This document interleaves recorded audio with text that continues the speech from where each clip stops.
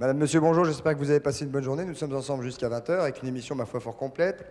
Annie Weninon avec les gendarmeries, donc pas d'énigme aujourd'hui, un reportage avec Cyril Daspet, 2 témoignages, la gym avec Sophie Favier, et puis, si tout va bien, et si Patrice les a retrouvés, bien évidemment, ces objets qui sont spéciaux. Christophe, je vous dérange 2 secondes, ce soir on peut gagner un voyage. C'est quand même dingue que ce soit systématique, à chaque fois que je suis en train de présenter l'émission, vraiment. Mais là c'est hyper important. Ouais, il y a un voyage aux États-Unis à gagner pour aller voir les grandes équipes américaines. Et Charlie, regardez, c'est un pro quoi. Il est meilleur que les Américains. Il va marquer un panier là. On s'approche, vous allez voir, il a une technique. Il va marquer un panier. Charlie, ça va? Ouais, super. Ouais. Non, ça a l'air de... Hein? Tu peux montrer à Christophe? Vous avez touché votre bille, hein? Ah bah ça, il est fort. Hein. Ah, voilà. Attention, Ouais. hop, hop. Ah bah. Il est où le ballon? C'est le ballon de mon frère, alors on le récupère, Charlie. S'il te plaît. Oh, ça arrive. Ah, attention! Ah, c'est pas mal.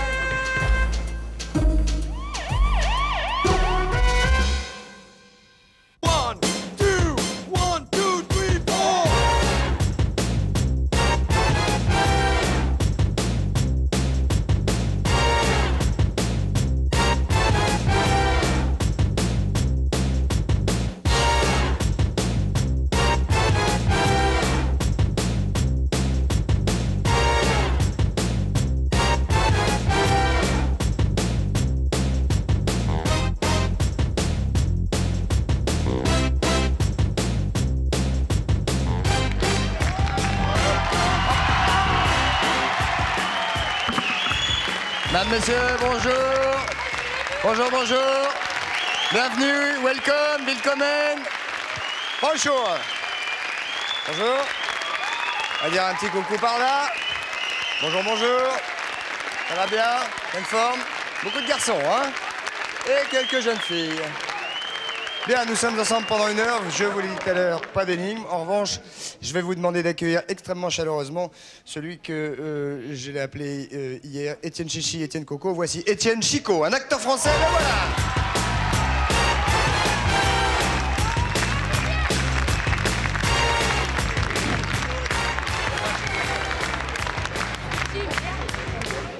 Bien sûr. Attention, mesdames, messieurs, Étienne Chico, le voici, le voilà. Ravi de vous recevoir. Ouais. Ouais. Ah, ça marche, hein? Ça marche bien. Content de vous avoir avec nous. On va parler de votre actualité d'ici quelques minutes, si vous le voulez bien, avec la fièvre qui monte à El Pao. Oui. On va voir ça tout à l'heure. Si vous voulez pas vous servir du micro que vous avez à la main, vous avez qu'à le dire. Si, parfaitement. Voilà. Et on va aller s'installer. Je vais vous présenter Patrice Carmouze, qui est venu encore une fois avec son fils, et que je vous demande d'accueillir, mesdames, messieurs, la famille. Merci.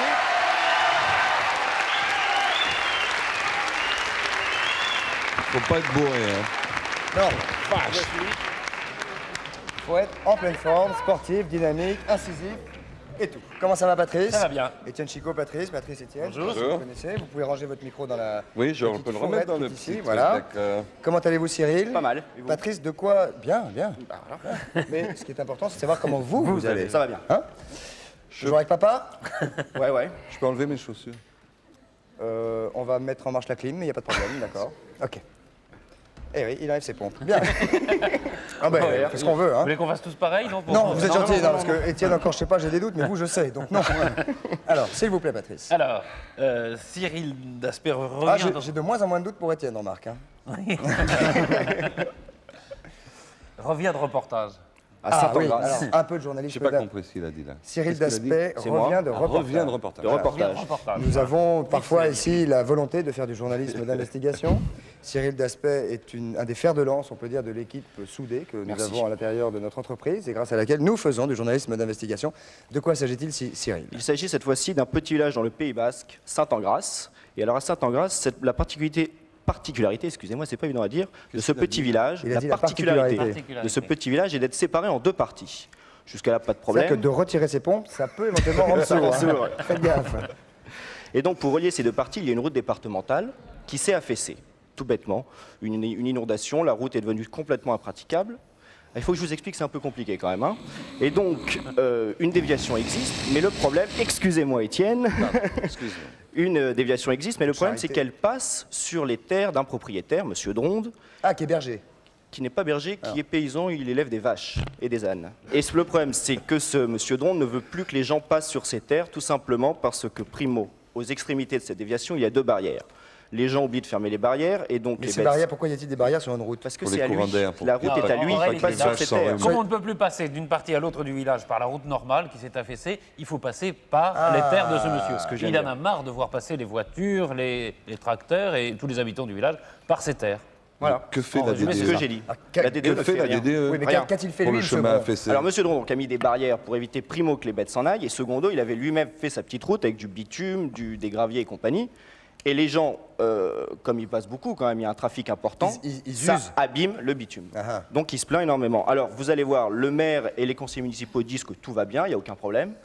Et monsieur Dron, bien sûr, dit que tout va mal. Et vous avez bien sûr fait quelques images du lieu pour que nous comprenions Voilà, bien. vous allez voir, c'est superbe, en Regardez, plein Pays mesdames, Basque. messieurs, un reportage de fond, c'était dans le Pays Basque.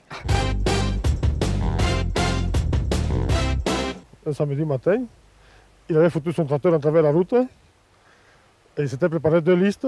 Bon, celui qui était dans la bonne liste, il passait, celui qui était dans la mauvaise, il était obligé de faire le demi-tour. Moi, quand j'ai vu que le tracteur était à travers la route, et comme je tenais absolument à ce que tous mes administrés passent, j'ai pris un arrêté municipal et à partir de là, ça marche très bien, tout le monde passe. Tout le monde passe, comme il vous a dit, et tout le monde passe maintenant. Hein.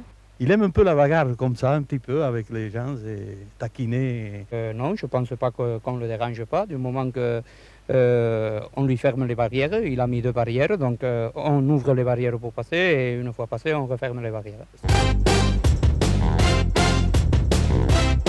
Il me semble qu'ils auraient dû avoir honte de passer ici. C'est vrai.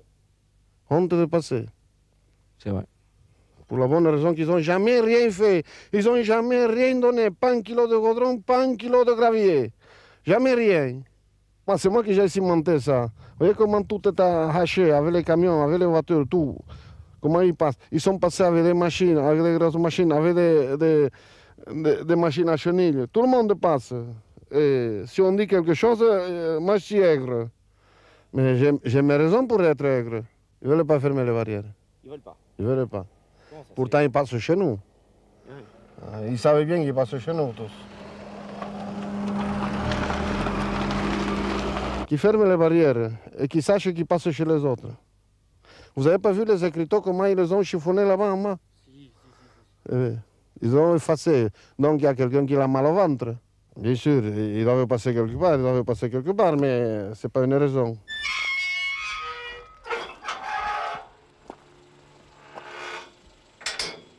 Voilà cette fameuse barrière. C'était la barrière. Et ce monsieur qui a l'air bien sympathique.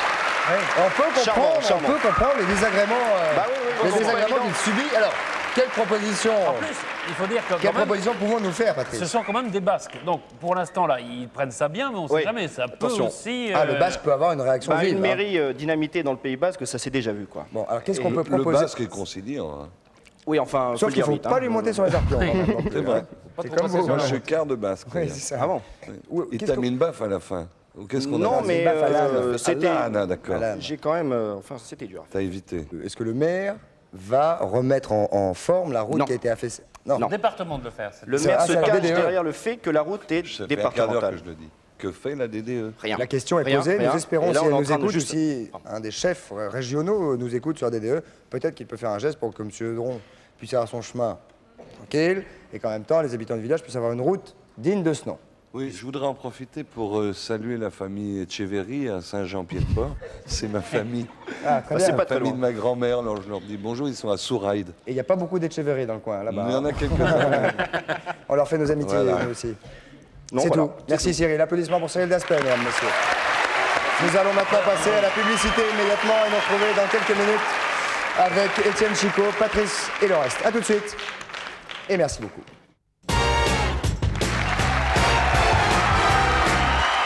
Et nous voici de retour au 102 de la Maison de la Radio en compagnie d'Étienne Chicot qui est avec nous et qui va le rester jusqu'au bout.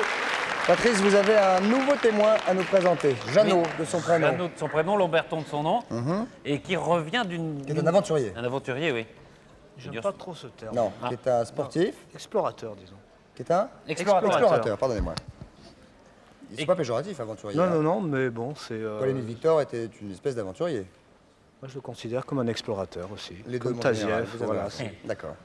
Alors, on va parler de géo, donc, puisque vous avez fait cette expédition extraordinaire sous la Terre et dans la glace, c'est bien ça? C'est ça. En schématisant, qui est présenté dans ce nouveau numéro de géo, et je voudrais numéro de février. Je voudrais que vous nous racontiez un petit peu ce qui s'est passé. D'ici quelques minutes, on va voir quelques images. Déjà, pourquoi est-ce qu'on va descendre à plus de 100 mètres sous la Terre et dans des crevasses de glace? Oui, là c'est... et puis nous expliquer aussi ce que c'est que la calotte glaciaire. Oui. Pour que Ouais, tout la soit calotte bien clair, glaciaire, hein. c'est la calotte glaciaire du Groenland. C'est une île qui est grande comme 5 fois la France, recouverte à 90% de glace, qui fait au point central 3000 mètres d'épaisseur. Notre but... La glace fait 3000 mètres 3000 mètres d'épaisseur, oui. Elle est tellement épaisse que le socle terrestre est enfoncé. C'est-à-dire que la Terre est plus basse que le niveau de la mer. S'il n'y avait pas la glace, il y aurait quoi? Il y aurait une terre. Il y aurait une terre, ce serait la terre vierge, quoi. C'est comment on peut des expliquer que roches. sur 3000 mètres C'est au pôle sud. Pôle Nord. Près du pôle Nord, donc Non, le pôle Sud, c'est l'Antarctique. Et nous, c'est Je l'Arctique. croyais qu'il n'y avait pas de continent au pôle Nord sous la glace. Si, absolument. Ah bon. C'est l'Arctique, c'est le Groenland, c'est une des plus grandes îles. Voilà. Ça, c'est le schéma, oui. On voit un schéma, oui, enfin on voit une carte un peu plus générale, une petite carte. C'est le schéma de la calotte glaciaire, ça. Donc on voit la glace, hein, la surface, Oui, le camp. il y a un petit ruisseau. Hein, c'est ça, c'est ce qu'on appelle une bédière. C'est une rivière qui est formée pendant l'été, pendant la période pendant l'été, il fait du soleil 24 heures sur 24, donc à une certaine altitude de 800 à 1000 mètres. Cette neige accumulée pendant l'hiver fond très rapidement et donc il va se provoquer des véritables rivières qui va couler sur plusieurs kilomètres de long. Je voudrais comprendre, pardon, c'est que vous avez dit tout à l'heure que la glace faisait 3000 mètres d'épaisseur. Elle a pris la place de la Terre, alors elle a repoussé la Terre. Ah oui, complètement. Non, oui, elle s'est accumulée. C'est un continent froid. Oui, mais il y a la Terre en dessous alors. Il y a la Terre qui est en dessous. Alors, donc vous démarrez à plus de 3000 alors par non, rapport au on niveau de la mer. démarre, on reste à une altitude de 1000 mètres. C'est-à-dire que bon, il y a le sommet, le capuchon, disons, le sommet, qui fait 3000 mètres. Nous, on est sur un bord, parce qu'à 3000 mètres, il n'y a pas de fonte. La neige et la glace ne font pas. Sûr, ouais. Donc le schéma l'expliquait très très bien. On est à une altitude de 800 à 1000 mètres, où le soleil fait fondre cette neige accumulée pendant l'hiver. C'est des grandes rivières qui s'appellent des bédières, des canyons. Et cette rivière va couler jusqu'au moment où elle va tomber dans une crevasse. La crevasse, c'est la première crevasse. Et c'est là-dedans que vous descendez. Et c'est là-dedans donc que l'eau a grandi, approfondi jusqu'à une certaine profondeur. Notre record, voilà, c'est ça. Notre record de profondeur est 157 mètres. On va vous voir immédiatement là, descendre à l'intérieur de ces glaces. Ce que je vois, c'est savoir ce que vous allez y découvrir quand vous descendez. Là, on vous voit descendre dans cette crevasse. C'est comme de l'alpinisme. C'est un peu de l'alpinisme, de la spéléologie et de la plongée. C'est 3 disciplines. C'est-à-dire que c'est une technique d'exploration qu'on a mis au point avec Jean-Marc Boivin, bon, qui a disparu en 89. Et c'était vraiment mon fidèle compagnon de ce type d'expédition. Moi, je suis spéléologue, lui était alpiniste. Et c'est vraiment ces deux techniques qui ont permis de pouvoir descendre à l'intérieur de la calotte glaciaire. Comment savez-vous au départ que vous pouvez avoir un point d'arrivée en bas? Je crois que c'est la curiosité, hein, c'est des rêves d'enfant, autant pour lui que pour moi, on a envie de tout connaître. Mais techniquement, vous ne savez pas ce que vous avez trouvé quand vous descendez? Ah non, absolument pas. Non, c'est toujours de la première, c'est toujours de l'exploration authentique, pure et dure aussi. Qu'est-ce que vous trouvez qui puisse enrichir en fait, la glace, c'est des accumulations annuelles de neige. Et on est en train de voyager dans le temps, dans la mémoire de la Terre. Et c'est comme ça qu'on s'aperçoit que bon, la Terre, à 157 mètres, ce qui équivaut à peu près à 200 années, la glace est d'une pureté incroyable. C'est un miroir. Quelle différence entre une glace comme celle-là et, par exemple, les séracs qu'on peut trouver en haut de la mer de glace de Chamonix? Elles sont polluées, c'est-à-dire qu'il y a comme le Groenland, et c'est assez spectaculaire là-bas. C'est l'Arctique, hein, il y a aussi une concentration donc, de retombées atmosphériques. Dans la glace, on les retrouve, ce qu'on appelle la cryoconite. Et dans la cryoconite, c'est plein de pollen, de végétaux, de poussière d'étoiles, et puis aussi une certaine faune, une certaine flore qui vivent. Et là, on la retrouve à différents niveaux de stratification. À moins 150 mètres, vous trouvez des choses du passé. Donc, du passé, de plus de 300 ans. Non, on le retrouve proche de la surface. On voit le dégradé de la Terre. On s'aperçoit que proche de la surface, la glace, elle est sale. bon, on retrouve tout ce qui est polluant dedans, puisqu'on a plusieurs missions. Ça veut dire que vous êtes capable à déterminer le taux de pollution chaque année. Et de dater les différentes Exactement. sphères. Donc vous êtes capable de savoir dans 500 ans dans quel état sera Bien notre sûr, Terre. parce que depuis 92, il y a plusieurs missions. On a plusieurs missions scientifiques, on amène des scientifiques, on est devenu un petit peu des assistants techniques pour les scientifiques. Pardon de vous pénétrer à interrompre, l'intérieur. puisque vous êtes allé sur le terrain, est-ce qu'on peut dire que de ces 10 dernières années, on peut faire un schéma catastrophique pour les 50 ou 100 années à venir? Je crois que tous ces jeunes qui sont là, ils vont partir à la neige dans peu de temps. Ouais. Et on voit l'effet de serre, il existe. On le retrouve aussi dans la glace. Et on parle que ce siècle, il y aura 4 degrés de température en plus. Ça là, veut on est en dire train de 4 vivre, degrés, que les stations en dessous de 2000 mètres d'altitude vont disparaître. Il faut en être conscient et que les stations continuent à investir. Ça va et arriver, personne ne ça. prendra la responsabilité de dire attention, stop. Ça Je veux va dire, arriver. Vous ça dites va arriver. dans 10 ans, il n'y a plus de stations en dessous de 2000 mètres qui vont pouvoir. Oui, moi je vivre. vois les accumulations dans la glace, elles diminuent. C'est vrai qu'il y a des comment périodes. il y a des jeunes de 15 ans ou nos enfants qui ont 2 ou 3 ans, dans quel état ils vont trouver le monde dans 50 ans, quand ils auront 50 ans? Je pense que moi je m'adresserai peut-être certainement à eux. C'est votre problème. Gueulez plus que les adultes, parce que les adultes, c'est vrai qu'en ce moment, ils sont monopolisés par des pouvoirs politiques qui ne prendront pas la responsabilité de gérer le transport routier. De chacun, hein. Oui, C'est absolument. aussi, de garder la terre propre, c'est aussi D'accord, une mais je crois que responsabilité de chacun. c'est leur terre à eux qui vient. Non, mais c'est ce que. Et dans quel état elle va être? Et ça, c'est la question que je vous pose. Moi, je suis assez sceptique. Ça va pas nous mettre le moral au beau fixe, tout ce que vous nous racontez, Non. cher monsieur? Ou alors, il faut aller au Groenland, comme ça, on est sûr au moins. Non, mais ça dit, c'est bien en tout cas que des adultes et les jeunes puissent écouter ça et se dire peut-être, attention, je fais gaffe, jette pas mes papiers gras, jette pas mes bouteilles vides, déjà des premiers gestes, quoi. Hein. Exactement, et puis Voilà. prenez moins souvent la voiture, peut-être aussi. Ouais. Enfin, ça, bon. Merci de votre témoignage. Je rappelle que c'est dans Géo du mois de février et que vous trouverez donc tout un reportage extrêmement complet sur cette expédition qui était également une aventure en vous remerciant de votre présence. Voulez-vous quelques applaudissements, s'il vous plaît, mesdames, messieurs, pour ce monsieur? Merci, Jeannot Lamberton. Merci et bravo. Ouais, merci beaucoup.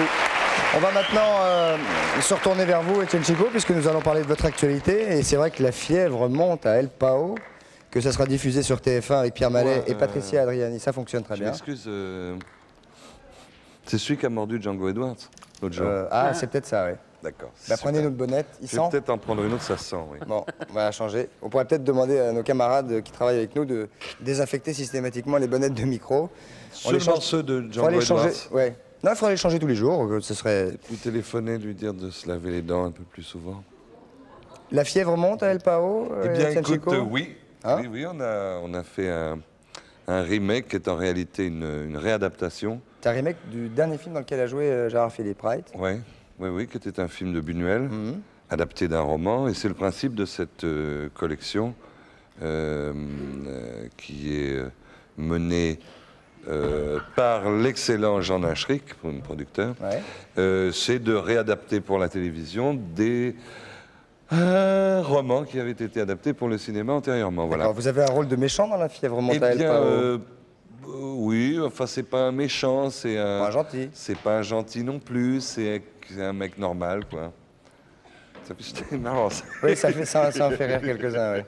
Faites-le, Et c'est alors, rigolo, voilà, ça. c'est un mec normal, quoi. Voilà. Ça fait beaucoup rire. Et alors, voilà, non, c'est quelqu'un d'ambitieux, un rôle d'inspecteur du gouvernement. Oui, qui veut le pouvoir et qui se fait rouler dans la farine par l'excellent Pierre Mallet. Où est-ce que vous avez tourné ce film? On a tourné ça dans un pays absolument extraordinaire, qui est le Venezuela. Que vous connaissiez? Que je ne connaissais pas. Je connaissais le Mexique, l'Argentine et puis plein d'autres pays, mais pas le Venezuela. C'est un pays assez fascinant. Fantastique. Ah oui, c'est d'abord un pays qui est très vaste. Donc ça va de la jungle à la ville. Voilà. Quand j'ai dit tout à l'heure que vous aviez un rôle de méchant, vous avez eu souvent des rôles de mecs pas forcément sympathiques. Oui, j'ai fait quelques enflures, oui. Ouais, vous aimez bien? J'aime bien quand c'est bien écrit, oui.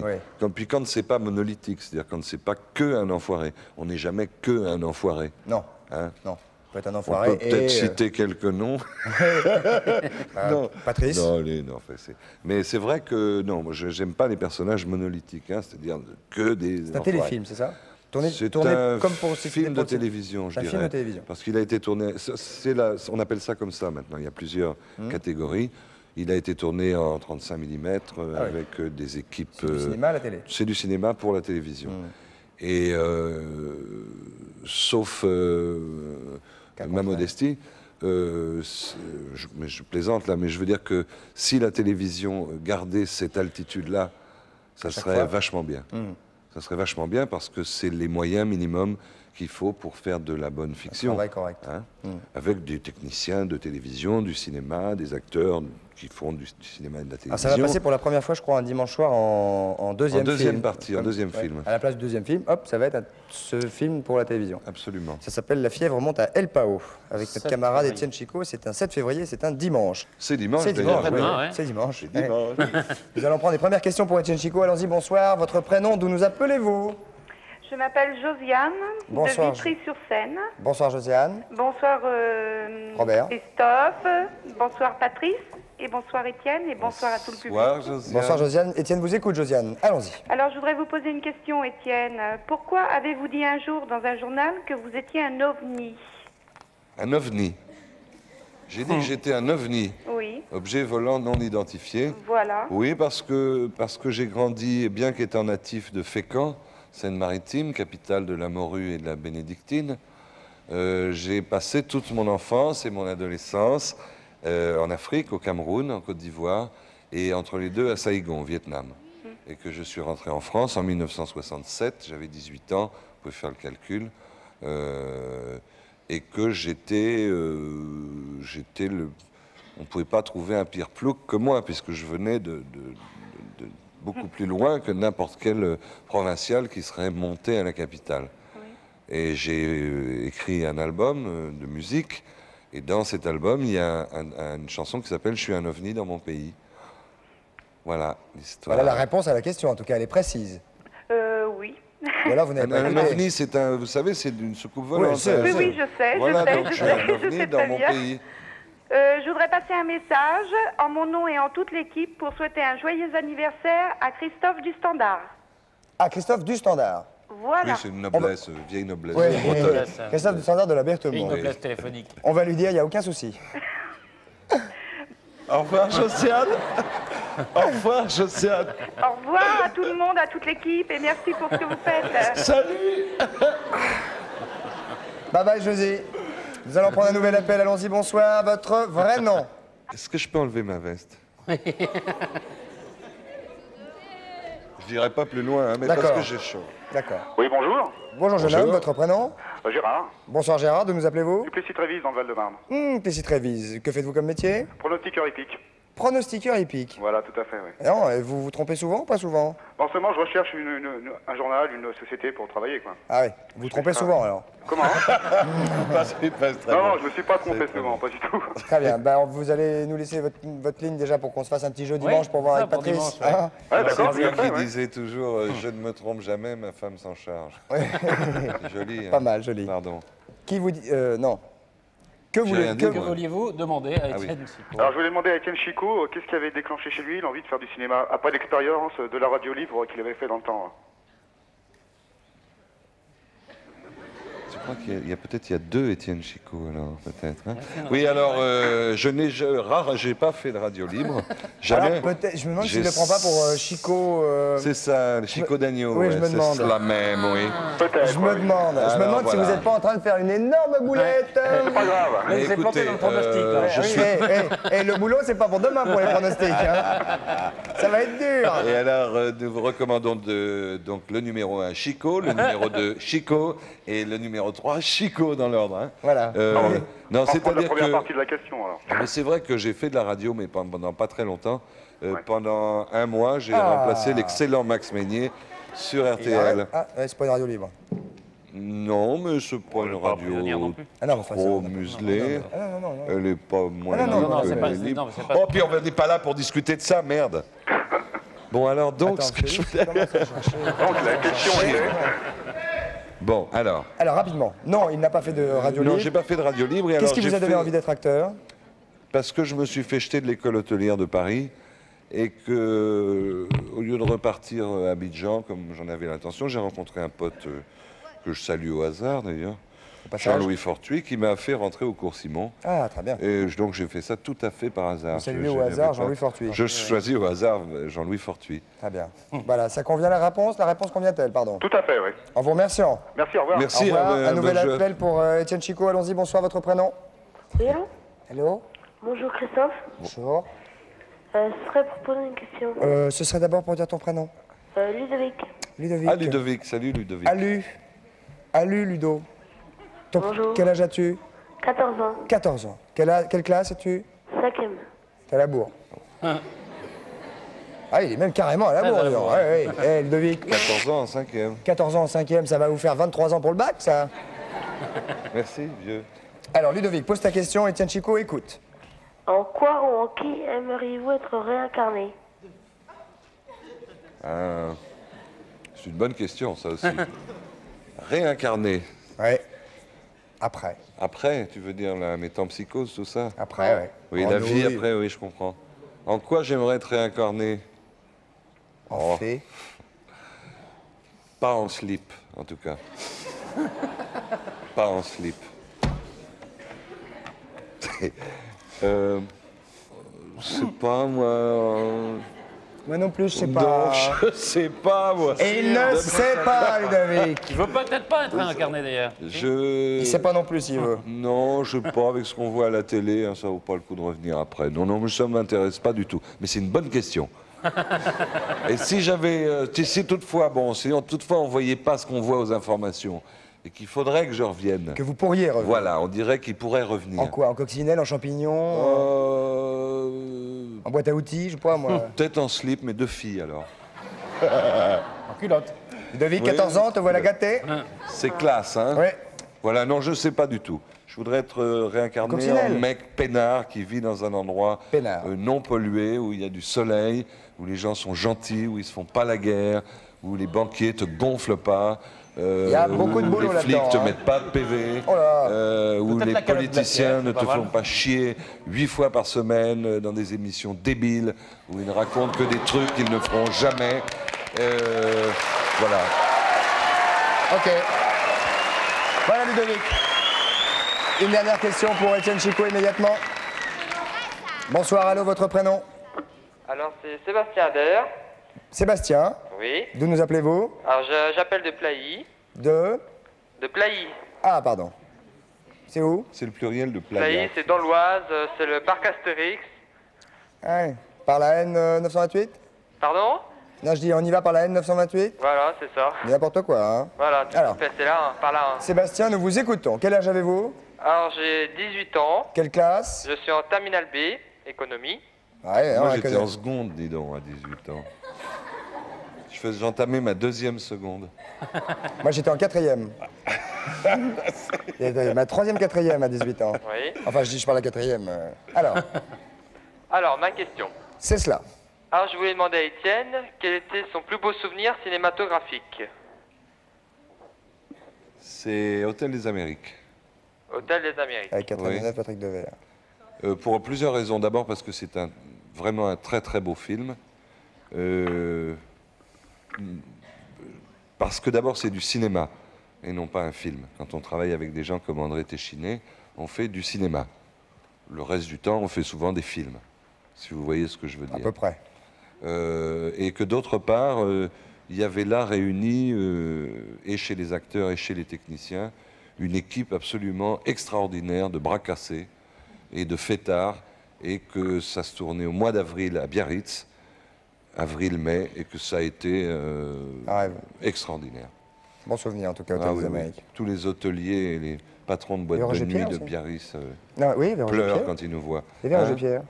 Je ne dis pas de bêtises. Non, il y avait François Perrault, il y avait Ah, je dis une Josiane bêtise. Balasco, il y avait Dominique Lavanant, il y avait...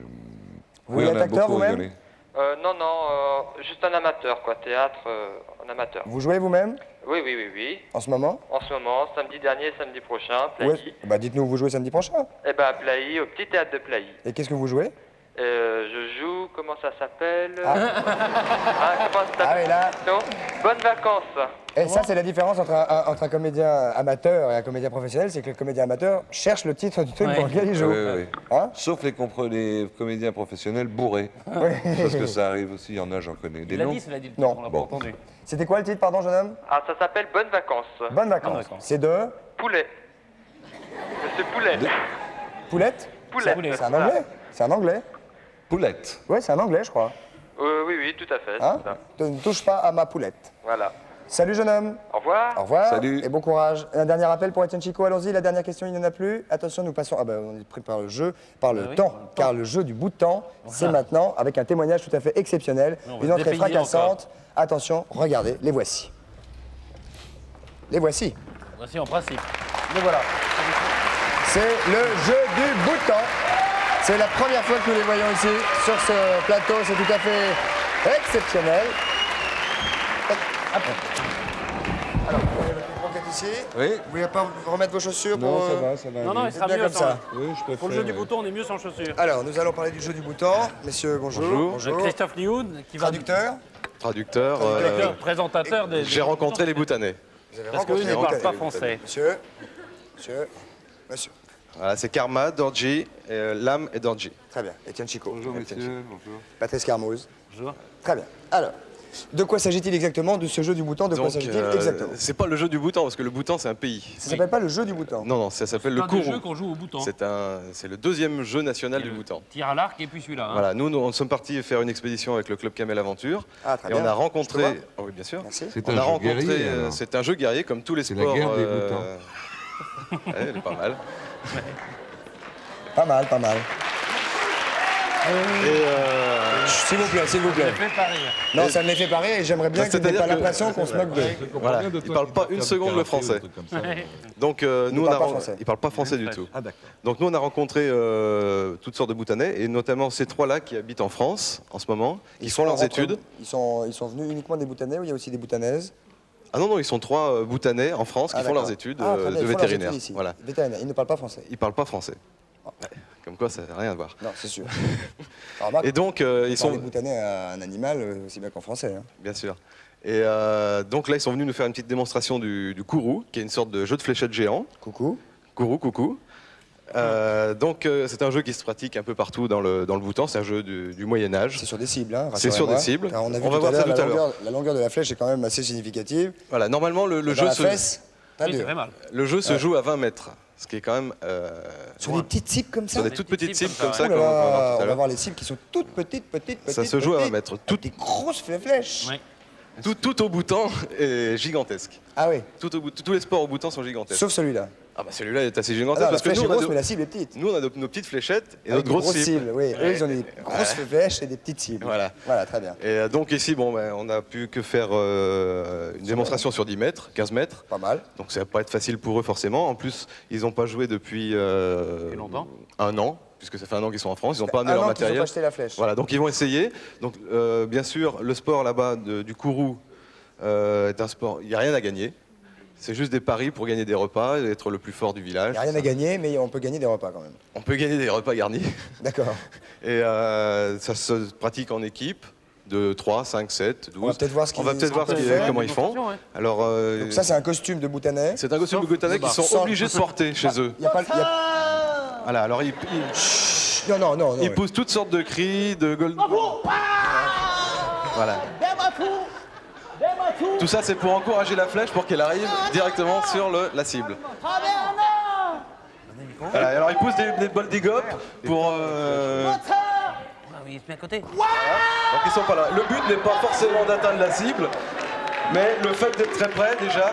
S'il vous plaît, s'il vous plaît. Hein. Sérieusement, ils essaient de se concentrer. Le fait d'être très près de la cible déjà. Très près de la cible. Voilà, donc là, la petite peut rater. Normalement, il est censé être le Attends, meilleur. excusez-moi, excusez-moi. Il y a un an qu'ils n'ont pas On va joué. peut-être Hein. vous décaler un peu parce qu'avec lui, c'est qu'ils n'ont dangereux. pas hein. joué. Non, mais c'est pas si facile que ça. Voilà. Alors ça marque un point. À chaque fois que quelqu'un touche la cible, il danse. Voilà.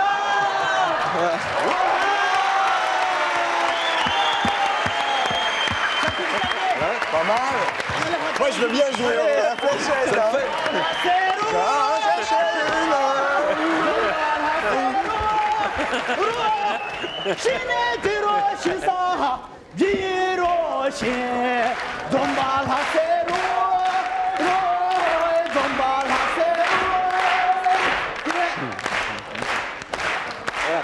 Peut-être qu'il va vous montrer comment show him how to do. Est-ce qu'il a le droit d'en faire une autre ou pas? Il va vous montrer comment Avec on le pratique. doigt derrière. Voilà. Allez-y, Étienne. Alors, il faut pousser quelques cris, bien sûr. On va faire pareil. Bien sûr. Non, c'est après ça. Quelques cris. Je propose au caméraman de se décaler d'un mètre. Ça va? Alors.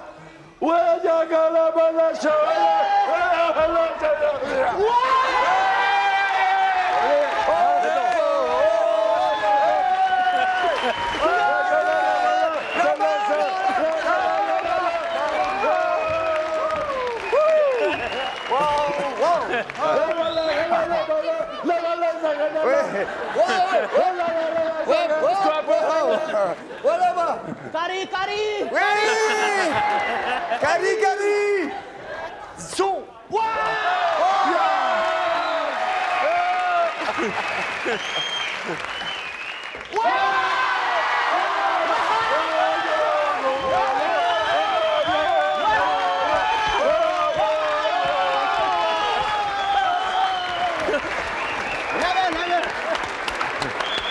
Ah, bravo. Alors là, Christophe. Ah, bravo. Bon, il fallait bien un coup d'essai. Il fallait bien que quelqu'un la mette, surtout. Applaudissements pour nos camarades boutanais. C'est crevant, hein. C'est pas dans le jeu. C'est dans la... C'est entre... Juste une chose, comme au Bhoutan, il y a plein de sports comme ça qui sont complètement bizarres. Nous, on en a filmé un autre, c'est le tir à l'arc, qui est le sport national là-bas. D'ailleurs, aux Jeux Olympiques, on avait pu voir les seuls Bhoutanais aux Jeux Olympiques, c'était 2 tireurs à l'arc. Et au Bhoutan, ils tirent à 150 mètres. C'est-à-dire qu'on ne voit pas la cible à l'autre bout. Ah ouais. Et donc, on a fait un sujet qui passe sur Ushuaïa le 19 février. Voilà. Très bien. Merci de votre présence. En tout cas, on peut dire que c'est vraiment très physique. C'est pas le lancer de la fléchette qui est crevant, c'est entre les deux. C'est tout ce qu'il y a autour. C'est ça. C'est la danse. Applaudissements pour nos amis bhoutanais. Bravo. Merci beaucoup. On envoie la pub immédiatement et on se retrouve avec Etienne Chico, Patrice et le reste pour quelques minutes. A tout de suite, merci. A tout de suite.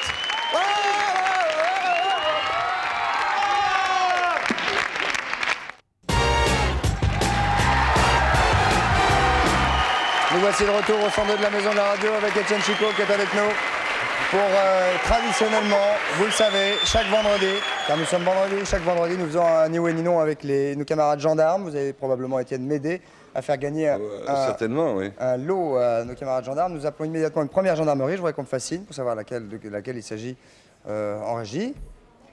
Voilà. Allons-y, la première. Allons-y. Bonsoir, allô. Allô. C'est la gendarmerie de Metz, rue Albert Bétanier. Moselle. Deuxième sonnerie. Il y a 4 sonneries, non? Droit, 4 sonneries.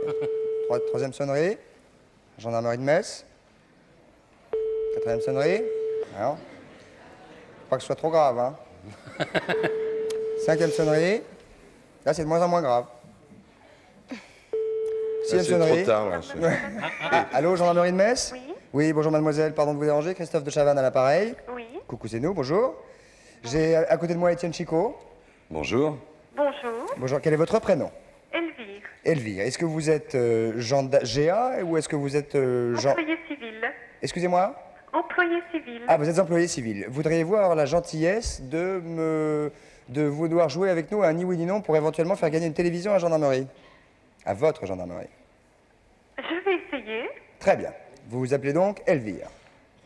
C'est cela. Bien joué, Elvire. Quel âge avez-vous? Dois-je vous le dire? Oui. 42 ans. 42 ans. Vous avez une voix de toute jeune fille. Vous avez des enfants? Bien sûr. Bien. Vous travaillez à la gendarmerie depuis combien de temps? 1 an. Depuis 1 an. C'est un métier qui vous plaît? Bien sûr. Ça va? Avec les gendarmes, ça va? Mais pas trop. Très très bien. Ça va très très bien. Ils sont sympathiques? Très. Est-ce que vous êtes de Moselle vous-même? Tout à fait. Tout à fait. Vous êtes né dans ce département? Pas du tout. Pas du tout. C'est quoi employé civil? Qu'est-ce que c'est employé civil, oui, à la gendarmerie? Ça veut dire qu'elle n'a pas de képi. C'est ça. Oui, ça, on n'avait pas compris. Tu me demandes si tu veux. Non, mais- me demande. Pas d'uniforme non plus. Pas du tout. Qu'est-ce que vous faites alors? Eh bien, je réponds aux personnes qui m'appellent et puis je transmets les messages ou... Ben, vous transmettrez le message suivant à votre chef hiérarchique le plus direct, c'est que vous êtes tout à fait sympathique et qu'en plus vous venez de gagner le filet garni, mademoiselle LV. Hein. Car elle n'a pas répondu oui, elle n'a pas répondu non. C'est vrai. Alors, qu'a-t-elle gagné, vous direz-vous? Oui, qu'a-t-elle gagné, vous direz-vous nous? Eh bien alors, vous direz-vous nous 500 grammes de haricots rouges, Elvire, des pâtes alphabet? Oui, un cube de pot-au-feu, une brosse adhésive qui colle aux dents, tu la laisses, t'as pas besoin de la tenir, elle colle aux dents. Et 3 éponges, un extrait de vanille. Une choucroute garnie. Un bac à glaçons. Et un dénoyauteur. Ainsi que tout ceci, Elvire, en plus, en sus même dirais-je, vous venez de gagner 2 ensembles, ligne Jordan, de Nike. De Nike, voilà. Alors, il y a la casquette, il y a Vous les avez des chaussettes. enfants, hein, m'avez-vous dit? Bien sûr, oui, oui. Quel âge ont-ils? Attendez, 20, 21 et 22 ans. Oh, c'est alors bon, là, les voyons. chaussures, c'est bon. Ils sont grands? Oui. Bon. Ça, c'est grande taille, mais on pourra changer la Oui, taille. la hein. taille, il y a les baskets. il y a 20, le- 21, 22, dites donc, vous n'avez pas chômé là, à cette époque-là. Hein. Hein? Enfin, en tout cas, félicitations, Elvire. Très Donc, joli, très joli, Christophe. Des ensembles ligne Jordan Nike avec chaussures, shorts, survêtements, sacs de sport, casquettes, chaussettes. Ils jouent au basket, les petits? Enfin, les petits, ils ont 22 piges. tennis. Mais... Comment? Tennis. C'est pareil. Patrice. Un abonnement à vie au magazine Mondial Basket. Super. Non, mais c'est pas une blague. Non, c'est pas. Ah, c'est pas une blague, non, un c'est abonnement pas une à blague. vie. C'est pas une blague. Ça n'existe pas, Mondial Tennis, non, parce qu'ils font du tennis. C'est pas fini, parce Écoutez-moi, qu'il y a Elvire. Oui.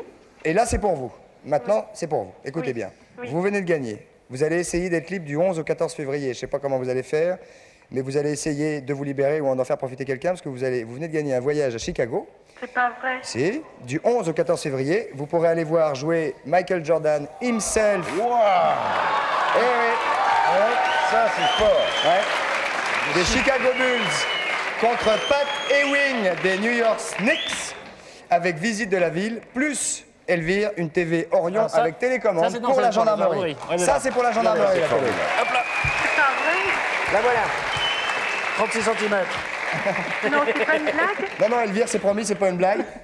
Précipitez-vous sur le poste, vous allez voir. On vous embrasse très fort, vous ne raccrochez pas. Voilà, Elvire, on est très content de vous avoir fait gagner les ensembles pour les enfants, le voyage pour vous, l'abonnement, etc. Et la télé pour la gendarmerie. Vous n'oublierez pas d'en faire profiter les collègues. Ah oui, tout à fait, mais je vous remercie infiniment. Elvire, c'est avec beaucoup de plaisir. On vous embrasse, applaudissements du public. Merci Au revoir, et à Elvire. bientôt. C'était Elvire de la gendarmerie de Metz, que nous félicitons pour son amabilité.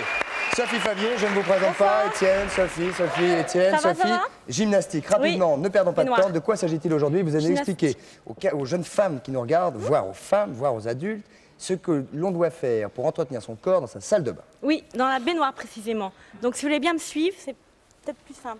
Je sais pas, j'ai Ah, pas vous de n'avez pas de micro. micro, ben, je vais venir vous le Mais tenir. venez tous, plus on est Venez trop. Étienne, venez, Venez, Étienne. on va Venez bien vous Patrice tenir. également. Alors, waouh. En principe, je devrais pas prendre l'eau. Voyez-vous, alors donc, aïe, c'est un peu froid. C'est un peu froid. Je prends l'eau donc. Je vais touiller. C'est un peu froid. Oh, c'est un peu fraîchou. La la la la.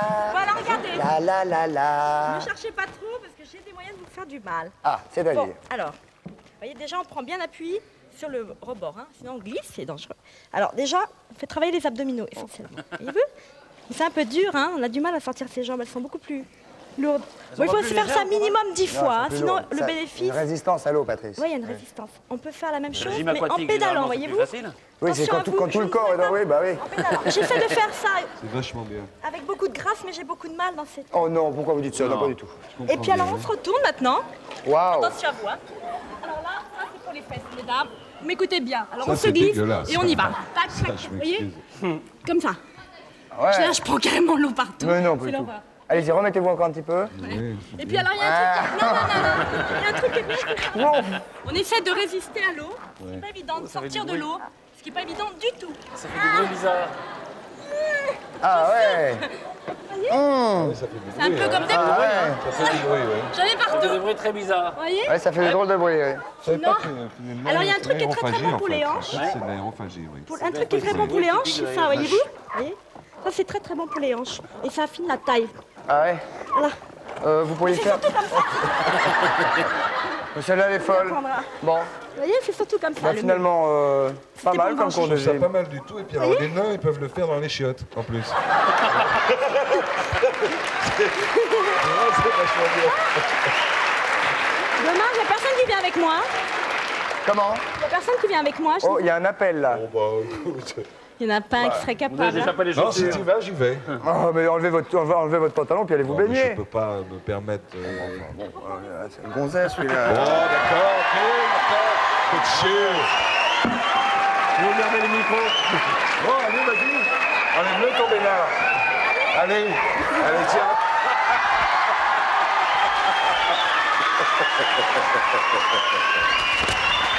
Voilà. Hop là, regardez les micros.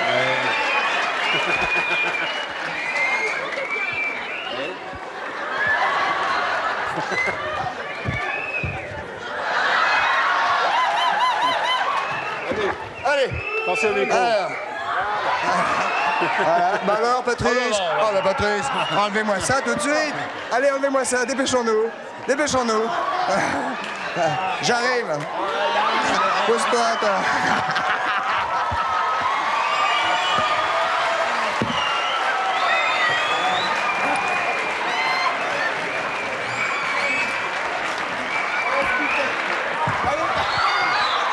Viens, viens. Allez, viens. C'est ça, la télé. Ouais. Venez, Patrice, allez.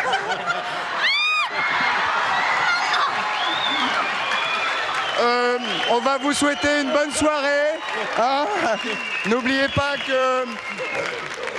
pas que Étienne Chico, c'est le 7, hein, Étienne. Hein. C'est le 7 à 22h30. Hein. La fièvre qui monte à El Pao, je peux vous dire, il n'y a pas qu'à El Pao qu'elle monte, la fièvre. Hein. On vous souhaite une excellente soirée. Je pense que je suis en train de changer d'état, là. Comment? Tu le sens, le tournevis. Est-ce que... C'est pas un tournevis. Tu le sens, le tournevis, là? C'est pas un tournevis. Ah!